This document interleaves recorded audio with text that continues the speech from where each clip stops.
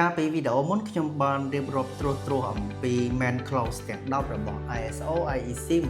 27001នៅក្នុងវីដេអូនេះខ្ញុំនឹងបញ្យល់ត្រួសអំពីលក្ខខណ្ឌតម្រូវ4ឬ clause 4 clause 4 context of the organization បរិបទរបស់ស្ថាប័ន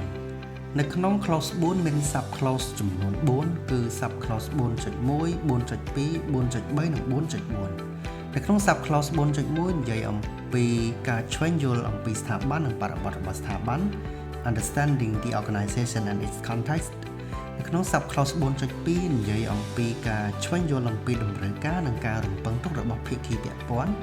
understanding the need and expectation of interested parties sub clause 4.3 និយាយអំពីការកំណត់ពីវិសាលភាពនៃប្រព័ន្ធគ្រប់គ្រងសន្តិសុខព័ត៌មាន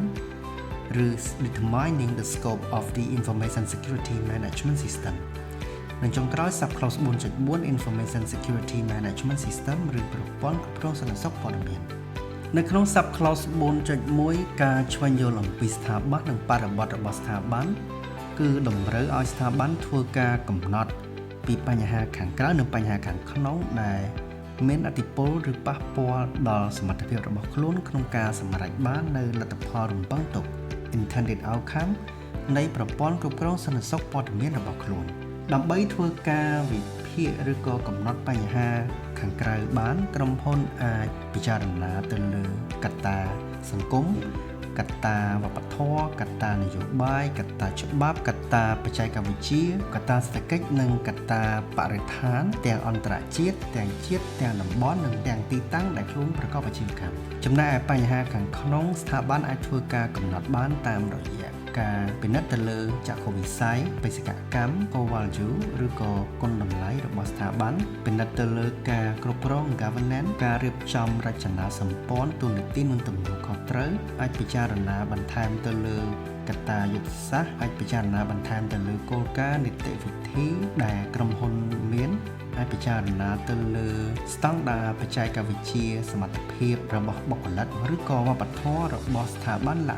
ស្ថាប័នអាចប្រើប្រាស់ SWOT analysis ឬក៏ Pestle analysis ដើម្បីធ្វើការវិភាគបញ្ហាខាងក្រៅនិងបញ្ហាខាងក្នុង Subclause 4.2 Understanding the needs and expectations of interested parties ការឆ្វេងយល់ពីតម្រូវការនិងការរំពឹងទុករបស់ភាគីពាក់ព័ន្ធនៅក្នុង Subclause 4.2 តម្រូវឲ្យស្ថាប័នធ្វើការកំណត់នៅភាគីដែលពាក់ព័ន្ធទៅនឹងប្រព័ន្ធគ្រប់គ្រងសន្តិសុខព័ត៌មានជាមួយនឹងតម្រូវការនិងការរំពឹងទុករបស់ពួកគេភាគីពាក់ព័ន្ធអាចចែកចេញជាពីរគឺភាគីពាក់ព័ន្ធខាងក្នុងនិងភាគីពាក់ព័ន្ធខាងក្រៅដែលភាគីពាក់ព័ន្ធខាងក្នុងមានដូចជាបុគ្គលិកអ្នកសម្រេចចិត្តរួមទាំងថ្នាក់ដឹកនាំកម្ពុជា process owner system owner and information owner ផ្នែកគ្រប់គ្រងអាចមានដូចជា IT ឬផ្នែកធនធានមនុស្សចំណែកឯភាគីពាក់ព័ន្ធខាងក្រៅអាចមានដូចជាអតិថិជនដៃគូប្រកួតប្រជែងនិយត្តករក្រសួងស្ថាប័នពាក់ព័ន្ធ supplier subcontractor consultant និង outsourcing partner លក្ខណៈ Subclause 4.3 Determining the scope of the information security management system ការកំណត់ពី scope នៃប្រព័ន្ធគ្រប់គ្រងសន្តិសុខព័ត៌មាននៅក្នុង Subclause 4.3 តម្រូវឲ្យស្ថាប័នកំណត់ពីព្រំដែននិងលទ្ធភាពនៃការអាចអនុវត្តបាន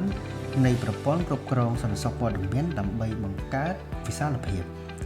នៅពេលកំណត់ពីវិសាលភាពស្ថាប័នត្រូវតែពិចារណាទៅលើទី1បញ្ហាខាងក្រៅនិងបញ្ហាខាងក្នុងដែលបានធ្វើនៅក្នុង Subclause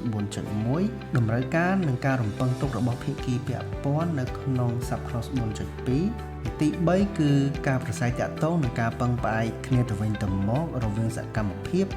ដែលអនុវត្តដោយស្ថាប័ននិងសកម្មភាពដែលអនុវត្តដោយស្ថាប័នផ្សេងទៀតវិសាលភាពត្រូវតែមានចងក្រងជាឯកសារព័ត៌មានឬ documented information ឧទាហរណ៍វិសាលភាពនៃប្រព័ន្ធគ្រប់គ្រងសន្តិសុខព័ត៌មានរបស់ធនាគារ Eslida គ្របដណ្ដប់ទៅលើ Information Security Division Application Service Division Mobile Application Division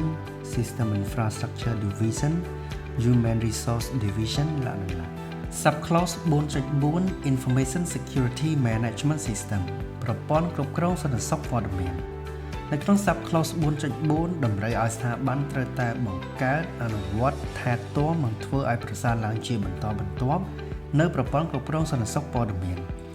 រួមមានទាំង process ដែលត្រូវការនិងអន្តរកម្មនៃ process ទាំងនោះខ្ញុំសូមបញ្ជាក់ថា process នៅទីនេះមានជាអាចដូចជា risk assessment process risk treatment process លក្ខណៈខ្ញុំសង្ឃឹមថាការចែករំលែកមួយនេះនឹងមានប្រយោជន៍ដល់បងប្អូនទាំងអស់គ្នាជាពិសេសបងប្អូននៅក្នុងវិស័យព័ត៌មានវិទ្យាក្នុងការចាប់ផ្ដើមឆ្វេងយល់អំពីស្តង់ដារនៃប្រព័ន្ធគ្រប់គ្រងសន្តិសុខព័ត៌មាន ISO IEC